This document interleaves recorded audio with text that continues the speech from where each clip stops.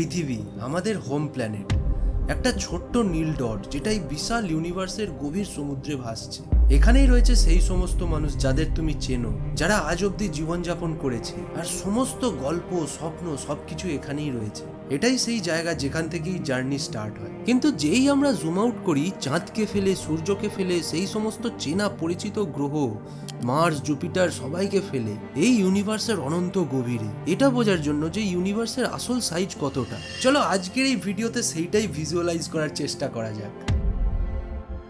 পৃথিবী থেকে journey start করার পর যেটা সব থেকে আগে আমাদের রাস্তায় আসবে সেটা হলো চাঁদ। এটা প্রায় 3,84,400 কিলোমিটার দূরে রয়েছে পৃথিবী থেকে। এটা এতটাই ডিস্টেন্স যে যদি কোনো 4 চাকা গাড়ি করে 100 কিলোমিটার পার আওয়ার কনস্ট্যান্ট স্পিডে এই ডিস্টেন্সটাকে তুমি যদি কভার করতে চাও, 100 কিলোমিটার পার আওয়ার কনস্ট্যান্ট স্পিডে, মানে স্পিড বাড়বেও না কমবেও না, তাহলেও তোমার টানা 160 দিন সময় লেগে যাবে। আর তখন তুমি চাঁদে গিয়ে যে দৃশ্যটা দেখবে সেটা কিছুটা এইরকম। দেখবে একটা নীল আর সবুজ রঙে মেশানো একটা গোলা যেটা স্পেসের অন্ধকারে ভাসছে। এই দৃশ্যটা সত্যিই অ্যামেজিং হবে।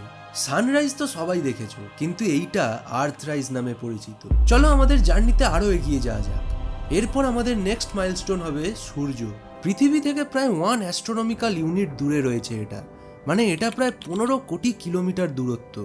এটা এতটাই দূরত্ব যে একবার কল্পনা করো, লাইট মানে এই ইউনিভার্সের সব থেকে ফাস্ট জিনিস যেটা 3 লাখ কিলোমিটার পার সেকেন্ড স্পিডে ট্রাভেল করে, সেটাও এই দূরত্বটা ট্রাভেল করতে 8 মিনিট 20 সেকেন্ড সময় নেয়। মানে সূর্য থেকে পৃথিবীতে আলোকে আসতেও 8 মিনিট 20 সেকেন্ড সময় লাগে। যদি তুমি এই ডিস্টেন্সটা একটা কমার্শিয়াল এয়ারপ্লেনে করে কভার করতে চাও, যার স্পিড হবে প্রায় 900 কিলোমিটার পার আওয়ার, তাও এটা কভার করতে তোমার সময় লেগে যাবে গোটা 19 বছর। এটাই তোমায় বুঝিয়ে দেওয়ার জন্য এনাফ যে সূর্যতেই পৌঁছতে যদি এত টাইম লেগে যায়, তাহলে এই পুরো গোটা ইউনিভার্সের স্কেল কতটা বড়। এরপর আমাদের জার্নির নেক্সট মাইলস্টোন আসছে মার্স, মানে মঙ্গল গ্রহ, আমাদের প্রতিবেশী গ্রহ, যেটার দূরত্ব পৃথিবী থেকে কিন্তু সবসময় এক থাকে না। যখন মার্স পৃথিবীর সব থেকে কাছের ডিস্টেন্সে থাকে তখন সেটা হয় প্রায় 5.5 কোটি কিলোমিটার, কিন্তু এইটাই 40 কোটি কিলোমিটার অব্দি পৌঁছে যেতে পারে যদি মার্স পৃথিবী থেকে সব থেকে দূরের পজিশনে থাকে, মানে মাঝে সূর্য, একদিকে পৃথিবী, অপোজিট সাইডে মার্স। যদি এইরকম অবস্থায় পৃথিবী থেকে মার্সে ওই কমার্শিয়াল এয়ারপ্লেনে করে যেতে যাও, তাহলে তোমার 50 বছরেরও বেশি সময় লেগে যাবে, মানে হাফেরও বেশি লাইফ ওভার। মানে এবার বুঝতেই পারছো যে এত হিউজ ডিস্টেন্স, যেটা কিন্তু এই স্পেস এক্সপ্লোরেশনের পথে সব থেকে বড় চ্যালেঞ্জ।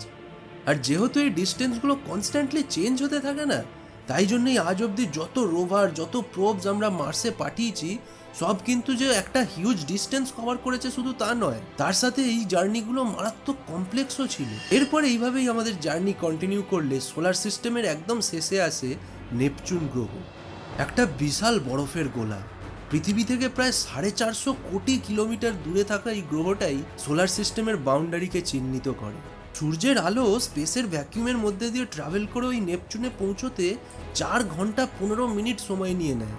এখান থেকেই আন্দাজ করা যায় যে সোলার সিস্টেম অ্যাকচুয়ালি কতটা হিউজ। 1977 সালে ভয়েজার 1 লঞ্চ করা হয়েছিল। এখনো অবধি এটা পৃথিবী থেকে প্রায় 2200 কোটি, মানে 22 বিলিয়ন কিলোমিটারেরও বেশি দূরত্ব ট্রাভেল করে ফেলেছে। আর তার সাথেই এটা মানুষের তৈরি সব থেকে দূর অবধি ট্রাভেল করা অবজেক্টও হয়ে গেছে। এরপর 1990-এ অ্যাস্ট্রোনমার কার্ল সেগানের সাজেশনে এই ভয়েজার 1-এর ক্যামেরাটা একবার পেছন দিকে ঘোরানো হয় পৃথিবীর দিকে, একটা লাস্ট ছবি নেওয়ার জন্য। আর তারপরই নেওয়া হয় এই আইকনিক ছবিটা, যেটা দ্য পেল ব্লু ডট নামে পরিচিত। এটা পৃথিবী থেকে প্রায় 6 বিলিয়ন কিলোমিটার, মানে 600 কোটি কিলোমিটার দূর থেকে নেওয়া পৃথিবীর ছবি। ভালো করে এটা দেখো, স্পেসের মধ্যে ভাসতে থাকা একটা ছোট্ট নীল ডট, এটাই আমাদের পৃথিবী। এখানেই সবাই থাকে, সব মানুষ, পশু পাখি, আমাদের এত স্বপ্ন, গল্প, টাকা পয়সা, সব এখানেই শুরু, এখানেই শেষ। সোলার সিস্টেমের একদম শেষে রয়েছে এই উড ক্লাউড, একটা বিশাল বরফের অবজেক্টসে ঢাকা থিওরিটিক্যাল স্ফিয়ার। এর বিশালতার ব্যাপারে বলতে গেলে ধরা হয় এটা প্রায় সূর্য থেকে 1 লক্ষ অ্যাস্ট্রোনমিক্যাল ইউনিট বা 1.9 লাইট ইয়ার্স দূর পর্যন্ত ছড়িয়ে আছে, যেটা হলো পৃথিবী আর সূর্যের দূরত্বের প্রায় 1 লাখ গুণ। বিজ্ঞানীরা ইন্টারস্টেলার স্পেসের বাউন্ডারি হিসেবে যেটাকে ধরে না, সেটা হলো হেলিওপজ, মানে সূর্যের ম্যাগনেটিক ফিল্ড, যেখানে সূর্যের প্রভাব পুরোপুরি শেষ হয়ে যায়। আর তারপরই শুরু হয় ইন্টারস্টেলার স্পেসের আসল জার্নি। সোলার সিস্টেম থেকে বেরোনোর পর আমাদের নেক্সট মাইলস্টোন হলো আলফা সেন্টারি স্টার সিস্টেম, যেটা আমাদেরই সব থেকে কাছের প্রতিবেশী স্টার সিস্টেম।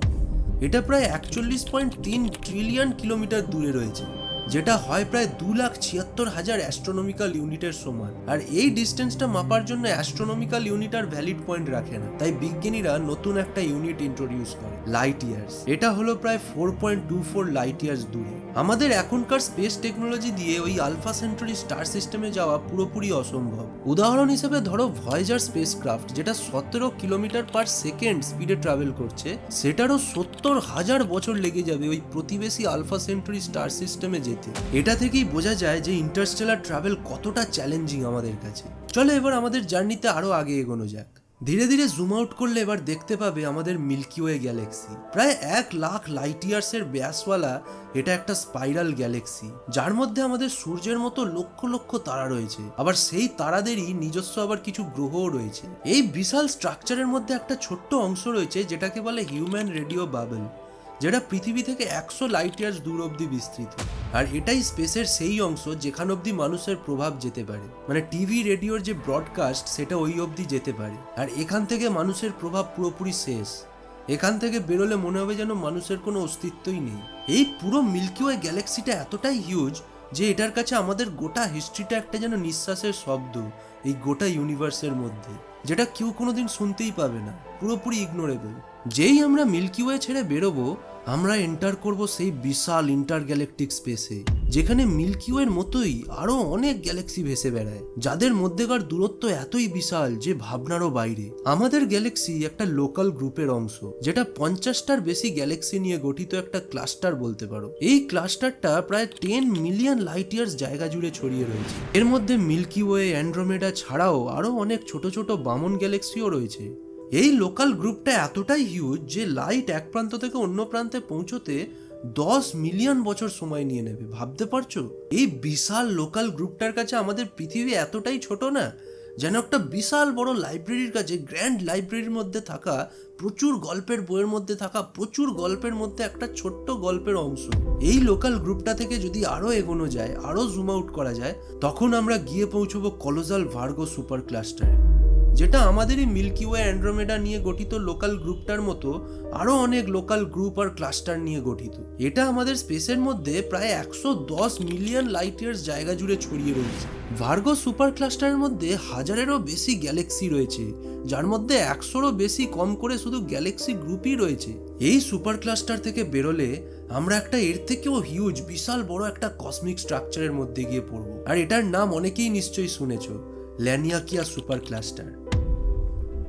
এর মধ্যে ভার্গো সুপার ক্লাস্টারের মতো আরো কিছু সুপার ক্লাস্টার আছে, আর এটা প্রায় 500 মিলিয়ন লাইট ইয়ার্স জায়গা জুড়ে ছড়িয়ে রয়েছে। ল্যানিয়াকিয়া মানেই হলো একটা বিশাল হিউজ স্বর্গ, আর এর মাস যদি তুমি মাপতে যাও তাহলে এটা 100 মিলিয়ন বিলিয়ন সূর্যের সমান বা তার থেকেও বেশি। ল্যানিয়াকিয়া একটা গ্র্যাভিটেশনাল মাস্টারপিস, যার মধ্যে রয়েছে গ্যালাক্সি ক্লাস্টার, সুপার ক্লাস্টার, আরো অগুন্তক সেলেস্টিয়াল বডিজ, যেগুলো একটা কসমিক ওয়েবের আকর্ষণ দিয়ে বাঁধা রয়েছে। আর এই ল্যানিয়াকিয়ার একদম মাঝেই রয়েছে সেই দ্য গ্রেট অ্যাট্রাক্টর, স্পেসের মধ্যে সেই রহস্যময় জায়গা যেখান থেকে বিশ্বাস করা হয় যে এখানকার ইমেন্স গ্র্যাভিটেশনাল পুলই সমস্ত গ্যালাক্সিগুলোকে হোল্ড করে রেখেছে। এই বিশাল স্ট্রাকচারের কাছে আমাদের milky way galaxy, local group, এমনকি সুপার ক্লাস্টারগুলোও যেন একটা ছোট্ট অংশ। এখান থেকে যদি আরো দূরে যাওয়া যায় তাহলে আমরা আমাদের কসমিক এক্সপ্লোরেশনের একদম বাউন্ডারির কাছে পৌঁছে যাব, যেটা হবে এই অবজারভেবল ইউনিভার্সের লিমিট, যেটার ব্যাস হবে প্রায় 93 বিলিয়ন লাইট ইয়ার্স। এবার এখানেই আসছে একটা ইন্টারেস্টিং কোয়েশ্চেন, যে আমাদের ইউনিভার্স তো তৈরি হয়েছিল আজ থেকে 13.8 বিলিয়ন বছর আগে, মানে ইউনিভার্স 13.8 বিলিয়ন বছরই মাত্র পুরনো। তাহলে এর সাইজ 93 বিলিয়ন লাইট ইয়ার্স কি করে হলো? এর অ্যান্সার লুকিয়ে আছে এই ইউনিভার্সের এক্সপ্যান্ড করার যে স্পিড তার মধ্যে। আসলে মানা হয় এই যে ইউনিভার্স, এটা লাইটের থেকেও ফাস্ট এক্সপ্যান্ড করছে, তাই মাত্র 13.8 বিলিয়ন বছরের মধ্যেই 93 বিলিয়ন লাইট ইয়ার্স অব্দি এটা এক্সপ্যান্ড হতে পেরেছে।